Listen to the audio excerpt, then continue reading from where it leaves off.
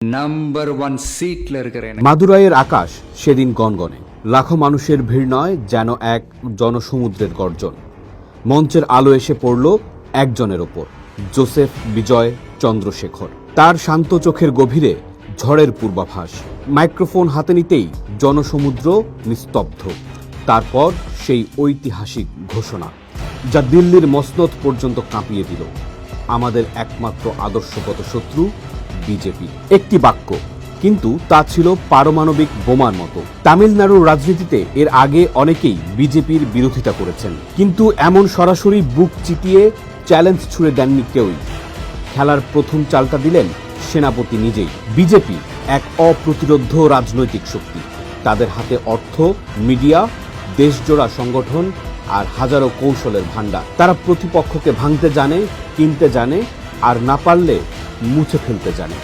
তাদের রণকৌশল হলো দুর্ভেদ্য প্রাচীরের মতো, যা দিয়ে সবকিছু গুঁড়িয়ে দেওয়া যায়। আর এই প্রাচীরের সামনে বিজয় কি নিয়ে নামলেন? তার অস্ত্র হলো এক অবিশ্বাস্য গেরিলা বাহিনী, বিজয় মাক্কাল ইয়াক্কাম। গত এক দশক ধরে তামিলনাড়ুর প্রতিটি অলিগলিতে, গ্রামে গ্রামে ছড়িয়ে গিয়েছেন এই সংগঠনের সদস্যরা। তারা কোনো বেতনভুক্ত কর্মী নন, তারা হলো থালাপতির একনিষ্ঠ ভক্ত, তার আদর্শের সৈনিক।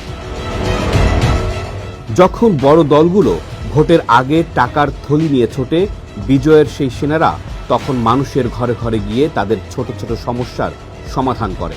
রক্তের প্রয়োজন, বিএমআই আছে। প্রাকৃতিক দুর্যোগ, বিএমআই আছে। এই নিঃস্বার্থ সেবাই তাদের বর্ম। বিজেপির আইটি সেল যখন ডিজিটাল দুনিয়ায় একচ্ছত্র আধিপত্য চালাচ্ছে, ঠিক তখনই পাল্টা চাল দিলেন বিজয়। তার তরুণ ভক্তরা সোশ্যাল মিডিয়ায় ঝড় তুলল। প্রতিটি অপপ্রচারের জবাব তৈরি হলো হাজারো মিম, ভিডিও আর যুক্তির দেয়ালে। এটা ছিল এক অসম সাইবার যুদ্ধ, যেখানে একদিকে পেশাদারিত্ব, অন্যদিকে নিখাত আবেগ আর ভালোবাসা। কিন্তু বিজয়ের আসল ব্রহ্মাস্ত্র ছিল অন্য জায়গায়, তামিল আবেগ। বিজেপি যখন এক দেশ এক অর্থনীতির কথা বলে, বিজয় তখন তামিল ভাষা, সংস্কৃতি আর আত্মপরিচয়ের কথা বলেন। তিনি জনতাকে বোঝাতে সক্ষম হন, এই লড়াই শুধু ক্ষমতার নয়, নিজেদের অস্তিত্ব টিকিয়ে রাখার লড়াই।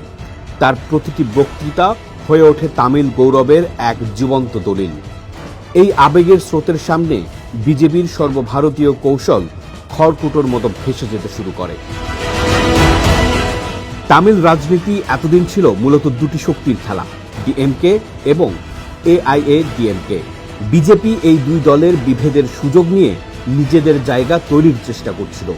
বিজয় এসে পুরো দাবার ছকটাই উল্টে দিলেন। তিনি ডিএমকে রাজনৈতিক প্রতিপক্ষ বললেন, কিন্তু বিজেপিকে বললেন আদর্শগত শত্রু। এই এক চালেই বিজয় ডিএমকের বিজেপি বিরোধী ভোট ব্যাংকের একটি বড় অংশকে নিজের দিকে টানার পথ তৈরি করলেন।